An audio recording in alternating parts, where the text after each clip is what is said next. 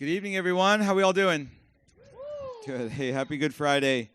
I'm just going to dive right in. If you were with us on Palm Sunday, you know that we're telling some stories. It's a little different than your kind of normal sermon. I love a good sermon. You guys know that's something that I really appreciate a lot. But it strikes me on this Holy Week that God didn't give us a sermon to tell us how much He loved us. He gave us a story. And I've just been really convicted as we enter through from Palm Sunday through Holy Week that rather than kind of take these stories and dissect them into their component pieces and talk about the different pieces of the story, we ought to probably just tell the story. So what I've done here on Palm Sunday, if you were with us, you heard a story of kind of a historical fiction around the character of Simon the Zealot based on the Palm Sunday story. Tonight, I want to share another story I've written that is based on the character Barabbas, who makes a very, very short but important appearance in the biblical story on Good Friday itself, on the day of the crucifixion. So, obviously, there's about maybe 2 verses in the whole Bible about this character, not a whole lot. So I've built a backstory around him that's not at all biblical, but hopefully it provides a little bit of cultural context and some flavor to what's happening here, and gives us an understanding of what's going on this Good Friday. So I'm just going to read it, and we'll go from there, okay? Word of his release and the circumstances surrounding it had spread like wildfire across Jerusalem. So by the time Barabbas finally arrived home that evening, the party was already well underway. Wine was flowing, 6 lambs were being barbecued on spits outside, and what must have been at least a couple hundred people, many of whom Barabbas had never seen before, crammed into every corner of his house and spilled out into the street. And as soon as those outside saw him walking down the dark street, they began to cheer, people pouring out of the house to receive the guest of honor into his own home. Before he could process what was happening to him, he was engulfed in a mob of adoring fans. His friends embraced him, sloshing their drinks all over him and everyone else. People he didn't know clapped him on the back and congratulated him, telling him how much his work meant to them. Kids ran around with makeshift swords and shields, playing rebels and Romans. The rebels, all of whom were named Barabbas, outnumbered the sour-faced Romans 3-1. After all, who wanted to be a Roman? It was a fairly lopsided battle. Somehow, the largest mug of wine Barabbas had ever seen appeared in his hand. And by the time he reached the doorway that led into the courtyard, the crowd had begun chanting his name. Barabbas, Barabbas, Barabbas. He'd always hated that name. Ever since his pious, pompous, self-righteous neighbors had given it to him. His mother had given him a different name, Yeshua, Jesus, meaning God saves. But it was more an expression of hope than an indicator of reality. She, like many others, had been married at a young age, the match arranged by her parents with a wealthy older man. But when she'd been unable to conceive, her husband divorced her. Of course, in a community like theirs, one's shame was never private. Within days, everyone knew what had happened and why, and so she was put out, not only by her husband, but also by her family and her community. She found herself broke, homeless, and out of options. So, she did what she had to survive. And that was how her miracle baby came to be. In hope, she named him God Saves. And each time she spoke his name, it was a prayer of longing for both of them, for all of them, that one day God would in fact show up. The neighbors weren't as benevolent with their naming. Given his mother's profession, no one, his mother included, was sure who the father was. Just another creep who'd taken advantage of her. So people took to calling him Jesus Barabbas, that is, Jesus, the son of some father. It served as a constant reminder that he'd been abandoned, that his father didn't want him. In fact, his father didn't even know he existed. They called him to Barabbas to be sure that he would always know that he was beneath them, and he hated them for it. More than once, a clever neighbor kid found himself with a black eye or a broken nose when he wasn't quick enough to get away. Pretty soon, he put enough of them on their backs that they no longer shouted his name in scorn, but whispered it in fear. And that was when he learned that hate could be power. He stopped running from his nickname and accepted it as his identity. He embraced the abandonment, his forsakenness. He wielded it like a weapon and cut them with it. He became Barabbas, the abandoned son of some father. At first, his hate was haphazard, swung wildly at anyone who happened to cross him. He was a human torch, and his only aspiration was to watch it all burn. But then one night, a Roman legionnaire, wanting to show off in front of some local ladies, made a mistake of picking a fight with Barabbas, whose father had apparently been a large man. And Barabbas broke his arm and a few ribs and left him unconscious and bleeding on the side of the road. When Barabbas woke up late the next morning, the town was buzzing. His name, first spoken in scorn, then in fear, was now being whispered in adoration. And that was when he learned that hate could be profitable. He became an instant hero, a figurehead of the resistance movement, a role he embraced not out of idealism or patriotism or religious zeal, but because it made him rich and gave him chances to smash stuff. He often wondered if those who followed him would be disappointed to learn that he had very little interest in their cause, that he was only doing this because it provided him with an outlet for his hate. Probably not, as long as he was effective. And he was effective. Over the years, he had many more altercations with Roman soldiers, led raids on garrisons, prisons, and the homes of government officials. He incited riots across Jerusalem and Judea and Galilee. Under his leadership, the struggling resistance movement began to grow. He inspired, trained, and equipped hundreds of freedom fighters. He became one of the most wanted men in Judea and Galilee. He nearly died half a dozen times and killed many more times than that. And with each exploit, his legend grew.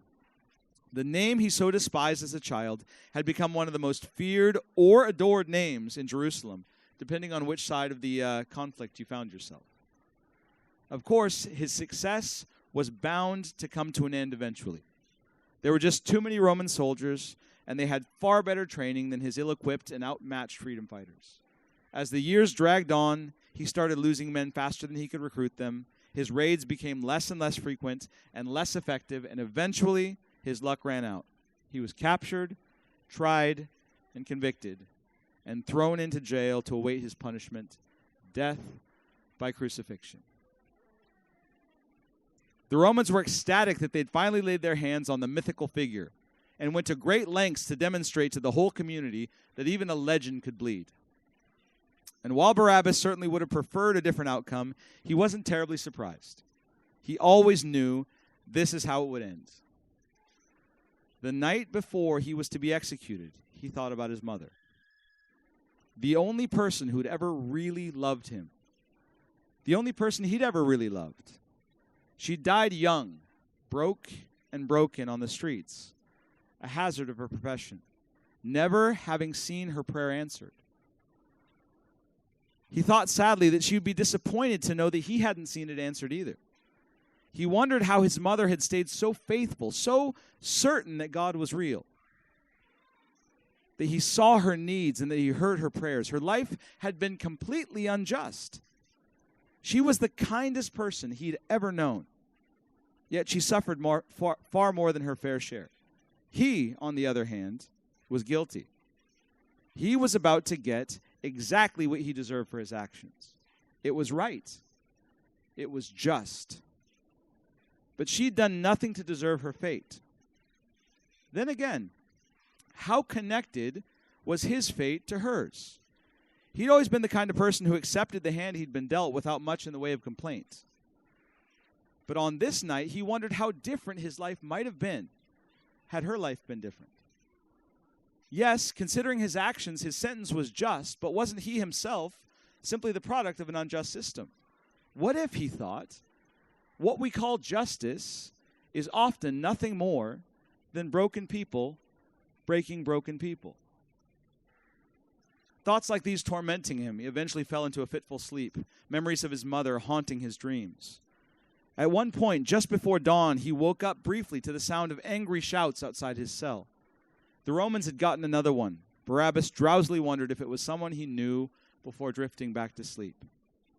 Several hours later, he woke to a boot connecting with his ribs. It hurts, but again, he'd been expecting it. He remained still, eyes closed a moment longer, waiting for the pain to subside. He didn't want to give the guard the pleasure of him being in control. One final act of rebellion. He opened his eyes, grinned as broadly as he could, and with all the affection he could manage, cheerily said, "Good morning." That earned him another kick. It had been worth it. "Get up," the guard growled. "You're being released today." The kick had been expected, but the words caught him completely by surprise. He slipped and fell back to the hard floor. "What did you say?" he asked incredulously. "Are you deaf? Pilate's ordered your release. Something about one of your people's ridiculous traditions." Barabbas was stunned, his mind racing to catch up. It was Passover, and he had heard rumors of a tradition of pardoning prisoners in the celebration of this holiday, a sort of symbolic gesture honoring the ancestors' deliverance from captivity in Egypt. But as far as he knew, that tradition had never been practiced. It was sort of like the year of Jubilee, great in theory, disturbing in actuality.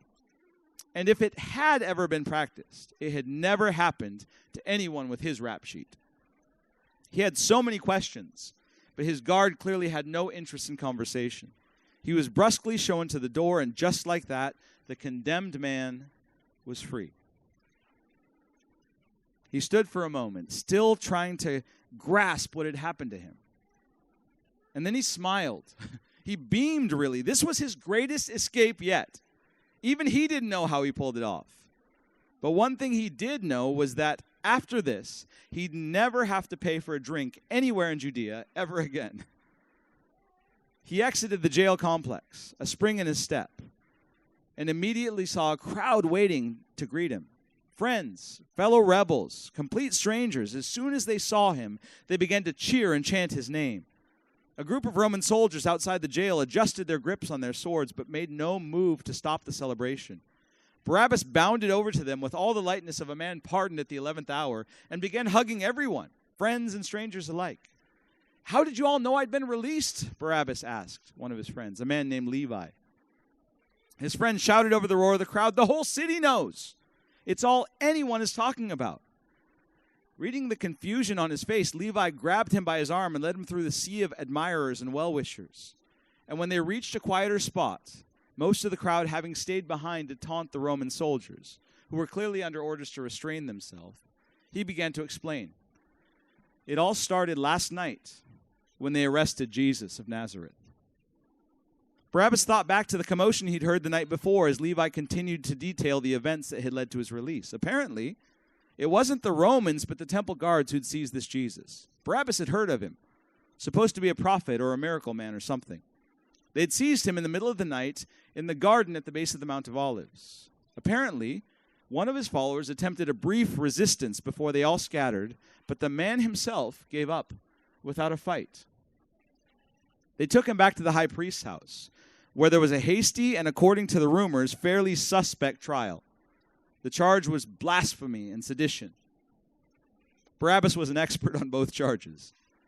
And from what he'd heard of this Jesus of Nazareth, he was anything but a blasphemer or a rebel.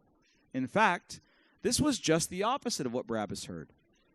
According to the stories circulating among his crowd, this Jesus figure spoke consistently about the kingdom of God and displayed what many considered to be supernatural power and authority. But every time he had the opportunity to do so, he backed down. Many wanted him to be the lead of the resistance movement, to join the rebellion. But he refused. In fact, just a few days earlier, Barabbas had heard that Jesus rode into town on the back of a donkey, surrounded by crowds of followers and would-be soldiers. A clear messianic overture. But then, rather than mobilizing his army and attacking the Romans, he went into the temple and attacked the Jews. Barabbas laughed when he heard about that one. He wished he'd thought of that. Nevertheless, according to Levi, they arrested, tried, convicted, and sentenced this man to death, despite the fact that he had clearly not done what they accused him of doing. Of course, they couldn't legally carry out the sentence without Roman approval. So they roughed him up a bit and then paraded him before Pontius Pilate, the prefect of Judea. According to the people who'd been there, Pilate was pretty irritated about having to get out of bed in the middle of the night, and was even more annoyed when they started questioning the accused. It didn't take 5 minutes for Pilate to come to a decision. "What's the matter with all of you? This man hasn't done anything wrong. Leave him and me alone." The chief priest and his entourage, however, wouldn't give up that easily. They insisted that this Nazarene was a threat to Roman authority in Palestine, and that anyone who supported him was no friend of Caesar's, a thinly veiled threat aimed at Pilate himself. The situation had grown very complicated for Pilate. He had no desire to execute a clearly innocent man, but he also had a volatile situation on his hands, an angry mob that kept growing in size and in fervor. All of this on Passover, Jewish Independence Day. And he could not afford another riot. Which, Levi said, is where you come in. Pilate dug deep into the history books and found an obscure tradition, allowing him to pardon a prisoner in celebration of Passover. And he offered this to them in the hopes that he could convince them to pardon Jesus of Nazareth. Pilate must have been rather impressed with this Jesus character, Barabbas thought. He'd never known the man to bend over backwards to show mercy. Levi continued, that's when someone in the crowd started shouting your name. And pretty soon the whole mob was calling for your release. Pilate wasn't happy about it at all.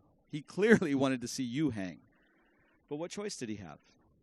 He gave them Jesus to be crucified and let you go. Under normal circumstances, the irony of the situation would have been amusing to Barabbas.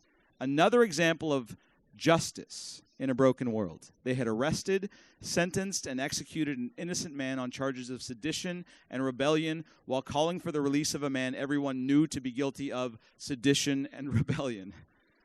Yes, normally Barabbas would have laughed, thanked his lucky stars for another miraculous escape, and found a barrel of something to drink.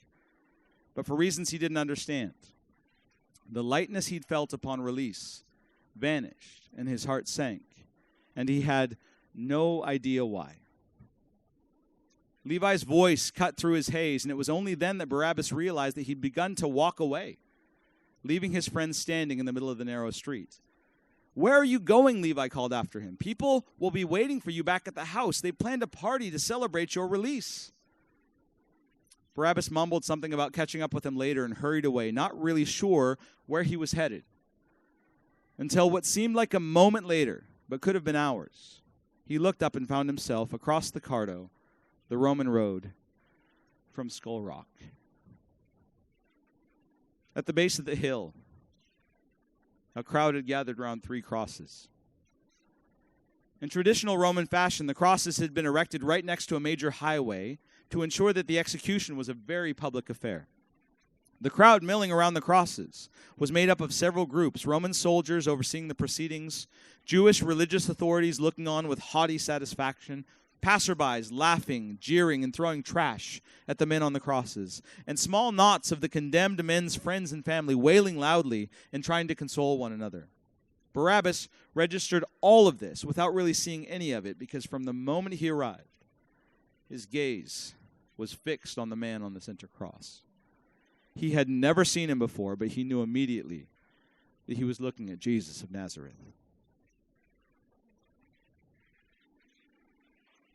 Barabbas couldn't take his eyes off of him, and he couldn't figure out why.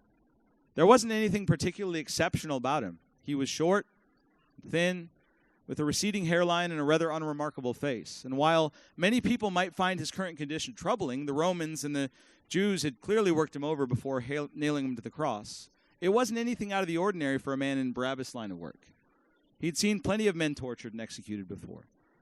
So Barabbas wasn't sure why he couldn't look away. Maybe it was simply guilt that this innocent man was being crucified in his place. Then again, Barabbas had long ago stopped feeling guilty about anything. When he arrived at Golgotha, the 3 men on the crosses were struggling to talk to one another between gasps. As he looked to the right and the left, Barabbas wasn't surprised to realize that he knew the other 2 men hanging there, Ari and Amnon, fellow fighters in the rebellion. Ari on the left was clearly terrified. One moment he was screaming obscenities and insults at Jesus, and the next he was begging him to save them. Aren't you supposed to be some great prophet, the Messiah? Then do something. Ari always was a bit of a coward, Barabbas thought ironically. Stop sniveling and die like a man. It's not his fault you're up there. You got caught. It briefly occurred to Barabbas that he too had gotten caught, and he should be up there as well. But then the man on the right, Amnon, spoke, his words mirroring Barabbas' own thoughts. Don't you fear God? We're under the same sentence as he is. We committed a crime, and we're getting what we deserve. But this man hasn't done anything wrong. Barabbas had always respected Amnon. He probably should have told him so. Amnon struggled to take a breath, pushing himself up with his legs and pulling with his arms. Crucifixion was a particularly cruel way to die. Jesus, he gasped, remember me when you come into your kingdom. At this, Jesus turned his head and looked at Amnon, and Barabbas involuntarily gasped aloud. He realized what he found so compelling about this man. It was his eyes. He had never seen such complicated eyes. He saw in them the agony one might expect from a dying man. No, Barabbas thought, there was more. He'd seen the eyes of men in their last moments, and what he saw in the eyes of Jesus was a pain and sorrow heavier than anything he'd ever seen before. The depth of the suffering in those eyes could not be explained by physical pain. It was as if Jesus was staring into a world utterly devoid of light, as if he was looking into hell itself. Yet that wasn't all Barabbas saw there. That wasn't what made his breath catch in his throat. There was something else. As Jesus looked at Amnon, he did so with more love than Barabbas had ever seen before, than he'd ever known possible. An ocean of compassion flooded those eyes and poured down Jesus' cheeks in rivers, without in any way diminishing the agony therein. It was as if he was overwhelmed by the highest joy and the deepest sorrow at the same time. You have my word, Jesus struggled for breath. Today, you will be with me in paradise. Barabbas couldn't be sure, but he thought he saw a smile cross Amnon's face for just a moment. Jesus, meanwhile, turned his gaze on the crowd, his friends, the Roman soldiers, the chief priests and his cronies, the mocking passerbys, and Ari on the cross to his left, still spewing hate, and with love still beaming from his eyes and pouring down his cheeks, he cried out loud enough for everyone to hear, Father, forgive them. They don't know what they're doing. Barabbas was stunned. How could anyone say something like that at a time like this? How could anyone pray forgiveness over his mockers as they mocked him, over his murderers as they were killing him? Barabbas blinked to clear his vision. His eyes had suddenly become hot and strangely watery. And when his vision cleared, he looked up to see that those eyes, those complicated eyes, were locked on his own. Jesus was looking directly at him. He stood for a moment unable to move, unable to look away. Those eyes full of agony, full of love, looked down on him from the cross that should have been his and pierced directly into his walled-off soul. He felt completely exposed, completely known, and in a way he couldn't explain and for reasons he couldn't understand, completely forgiven and completely loved. After what seemed like an eternity, Barabbas willed himself to look away. It was uncomfortable to be so known and so loved. For some time he stood with his head down, occupying himself with breaking up clods of dirt on the ground in front of him. Afraid to look up, afraid to meet that gaze again, yet he couldn't leave. He knew he wouldn't be able to go until it was finished. It couldn't have been more than a few minutes later that Barabbas heard a loud cry from Golgotha. His head snapped up, and he saw Jesus' body, torn and arched in agony. With incredible effort, he drew a deep breath and cried out, Eloi, Eloi, lama sabachthani. The religious crowd nearby started to quibble. Who's he talking to? What did he say? Is he calling for Elijah? Does he expect the great prophet to come and save him? But Barabbas heard exactly what he said. And with those words, an arrow pierced his own heart. My God, why have you forsaken me? It was then that Barabbas understood the agony in Jesus' eyes. And he understood why it had touched him so deeply. Jesus felt forsaken by his Father. Barabbas, the son of some father, knew exactly what that felt like. What he'd seen in those eyes mirrored the ones in his own soul. As Barabbas struggled to process what he'd been seeing and what he heard and what he was feeling, Jesus cried out one last time, a prayer, committing his soul into the hands of the very Father he felt had forsaken him. And at this, his head slumped and his body went limp, and he was no longer struggling to breathe. There was a moment of calm as the whole crowd, friends and foes alike, fell silent. And then chaos reigned. The bright afternoon sky suddenly darkened unnaturally. The ground began to shake violently. People screamed, tripping over themselves in terror. Even the disciplined, normally stoic Roman soldiers were shaken. One of them, a centurion, Barabbas thought, yelled out in fear and wonder. Surely this man was the Son of God. Barabbas had no doubt. He slipped away in the chaos and began making his way slowly back to his home, his mind swirling with questions and thoughts and feelings. Why had this man died while he lived? Again, Barabbas thought another example of failed justice and the whims of fortune. But where last night that answer might have satisfied him, it didn't any longer. Having seen what he'd seen today, Barabbas thought there might be more going on. He was haunted by those eyes, those deep wells of agony and love overflowing, the sorrow and joy running down his cheeks. How could those things be present in the same eyes? Barabbas himself knew well the agony of abandonment, and it had enslaved him. Everything he'd ever done, every act of violence he'd ever committed, had been a response to it. His forsakenness led him to hate. But this man's led him to forgive. How could that be? How could he overcome feeling abandoned by his Father? How could he choose to love in spite of it? No, Barabbas realized that wasn't what had happened.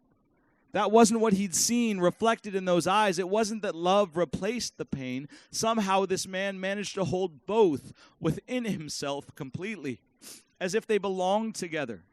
What if, Barabbas thought suddenly, stopping in his tracks, the forgiveness that Jesus asked of the Father and the forsakenness that Jesus felt from the Father went together? What if the one was dependent upon the other? Barabbas realized suddenly that Jesus hadn't overcome his abandonment in order to love. It was his love that led to his feelings of abandonment. The forsakenness he experienced was God's answer to his prayer for their forgiveness. He didn't know how he knew it, but Barabbas realized in that moment that the forgiveness that all of them experienced meant that Jesus was abandoned. And this completely upended his understanding of justice and fate. It didn't change the fact that bad things happened to good people while wicked people prospered. It didn't instantly resolve the problems of injustice and inequality. It didn't stop damaged people from damaging people. Nor did it prevent broken people from being crushed beneath broken structures in a broken world. But what if this was God's answer to all of it? An innocent man, his innocent son, taking on the injustice of all the world upon his shoulders, himself being broken so that we, the breakers, could be forgiven.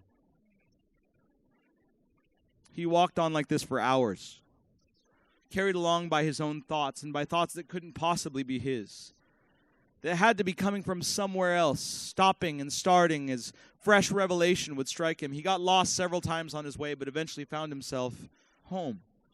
Welcomed, embraced, celebrated, a feast laid out before him, a mug so full of wine that it splashed on his hands as he was led through the crowd. His friends led him to the front of the packed courtyard, where he turned and faced the crowd. In unison, hundreds of voices shouted, their cheers and stomps shaking the walls. Someone, he wasn't sure who, draped a robe over his shoulders, and then they began chanting his name. Barabbas, Barabbas. Barabbas. And he didn't cringe. He didn't know when it had happened, but that orphan wound that he carried with him his whole life, the brokenness that had dictated every action, it was just gone. And he wasn't Barabbas, the unwanted son of some unknown father, any longer. The chants of Barabbas turned into chants of speech, speech, speech. And he lifted his head, and the crowd fell silent. He stood there before him for several seconds, the guest of honor at a feast celebrating his freedom, but all he could think of was the man whose body was being placed into a borrowed tomb at that very moment. He looked back down at the wine glass, clasped before him in both hands, and he saw himself reflected in the dark red liquid, and for the first time since his mother had died, he wept. And this is the story of how Jesus of Nazareth, the beloved Son of the Father, experienced the pain of forsakenness, so that Jesus Barabbas, the forsaken son of some father, could know just how loved he was.